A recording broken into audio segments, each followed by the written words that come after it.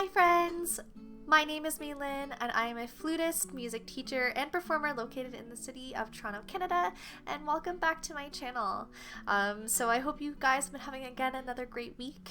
In this video, I'm going to be teaching you how to play Merrily Had a Little Lamb. So this is for beginners. If you don't know the basics of the flute, please follow the rest of my video series, how to play the flute for beginners. So I start from the very beginning with how to identify the pieces, how to take care of it, putting it together, playing your first sounds, and then now we're here and learning how to play Merrily Had a Little Lamb.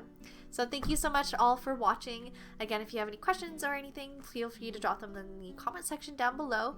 Also, if you are having any issues with practicing or anything like that, I have a free practice guide that I've made for all my students. So it is free, and you can, again, check the link down below to get your free copy of it.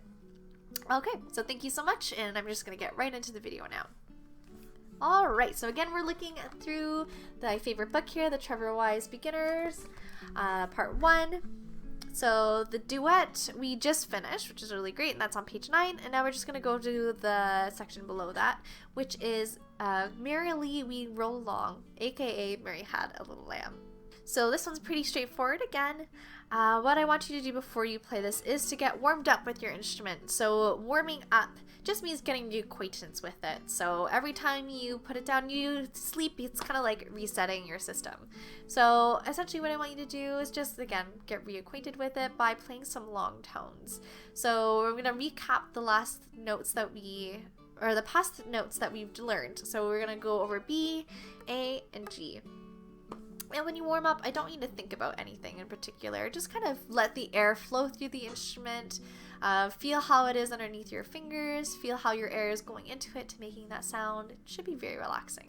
So for example, it could look something like this.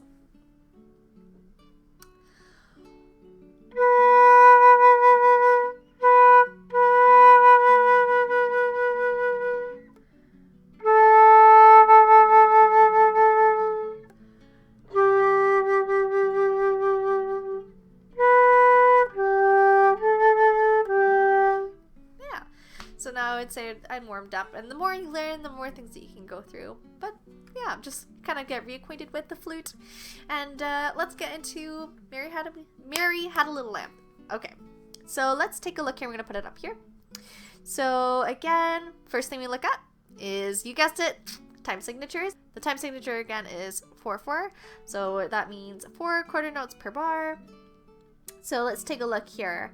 So we have just the one line of music. We have 4 different breath marks, and if you're not quite ready, or if you feel like you don't have the resistance yet to be able to play maybe every 2 bars, you can always take a breath every single bar at this point. So the first thing we are going to do again is we're going to read and count. So I'm going to count us in, and then we're going to go through it together. So again, and also if you're not sure about the notes themselves, you can always write them in at this time too. Okay, so I'm going to give us 1 bar, and then we're going to count it together by clapping.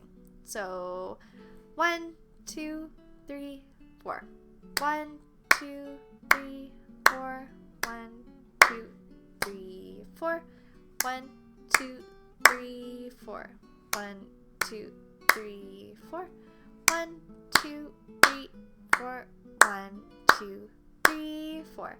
1, 2, 3, 4. 1, 2, 3, 4. Okay. So that should be pretty straightforward. So right now we're learning it a little bit slower, and eventually once you're more comfortable with it, you can pick up the tempo. So now that we've read and counted it, now you're going to listen. So I'm going to play it through for you, and then after that you can try playing it yourself. And if you're not too sure about how to approach this, what I would do is, when you're practicing it, start in small chunks. So start by just maybe doing 1 or 2 bars together and seeing how that goes. And then you could do the same thing. So maybe bars 3 and 4, bars 4 and 5, and then bars 5 and 1, 2, 3, 4, 5, 6, and then 7 and 8, sorry. So you can section them off like that. And then you can try, once you're more comfortable with every 2 bars, maybe every single bar, then what you can do is make them into chunks of 4. So we'll try playing the first half, for example, all through at once, and then doing the same thing with the second half. So playing all the 4 bars at once. And then every time you're done playing something, I want you to try and think of, so 3 positives and 3 improvements. So this is my way of combating those negative thoughts, especially when we're learning. We kind of want to be at a certain way. We have an idea of what we want to sound like. So it's important to start building up those really good ways, those good thought processes when we're playing. So whenever you finish something, so let's say we're just playing through the first 2 bars, I want you to stop and just kind of take a second to digest and think, what are some things that you liked? What are some positive things that you liked about it? So my usual rule is 3, but sometimes you don't have 3. Sometimes you only have 1 thing, and that's totally okay. Just be sure to think about, oh yeah, you know, I really liked how I sounded there. I really liked my tone there, or I really liked my tempo, or anything like that, as long as it's something positive. And then the next thing after that is the 3 improvements. So rather than thinking, oh, that just didn't sound really good, I didn't like that at all, it's not really helpful ultimately, right? So my idea is to think of how are you going to improve it. So again, it doesn't have to be 3 things. For example, something could sound like, an improvement could sound like, I think that I could have taken a bigger breath to start so that I didn't run out by the end of the 2 bars. Or it could sound like, I don't know, I think that my tempo wasn't very good. Like, it was a little inconsistent, so I think that I could work on that for the next time. And that just helps, again, to focus us on improving ourselves rather than, you know, thinking of the negative things like, oh, that just sounded really awful. Like, because that just ultimately won't help. Okay, so after that, now I'm going to play through it so you can listen. So again, I'm going to count us in 1 bar, and then you can follow along by reading it. So 1, 2, 3, 4.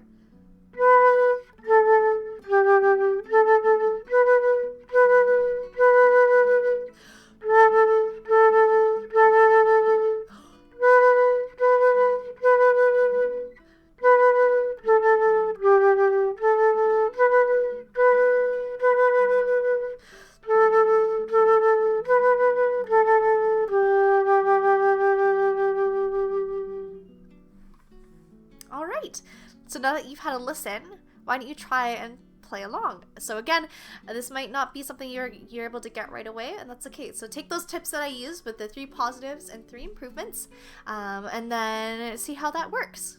And if not, then try and read through it all at once. It might be pretty easy, or it might be difficult. Either way, it's totally fine. Give yourself the time that you need to play it. And essentially, that's it. So thank you so much for joining me in this video. In the next video, we're actually going to be learning another piece, and that piece is going to be Clair de la Lune. So again, a very famous piece, and also how to slur. So thank you again. If you have any questions or anything, again, drop them in the comment section down below. Please be sure to subscribe and to like the video if you liked it and found it helpful. And again, if you're having any issues with practicing or you need help, feel free to click my to access my free practice guide below, checking the description down below again. Thank you so much. Oh, and also, if you do need lessons, I do teach online, so you can check me out at www.malinjenkins.com. Thank you so much, everyone, and happy fluting!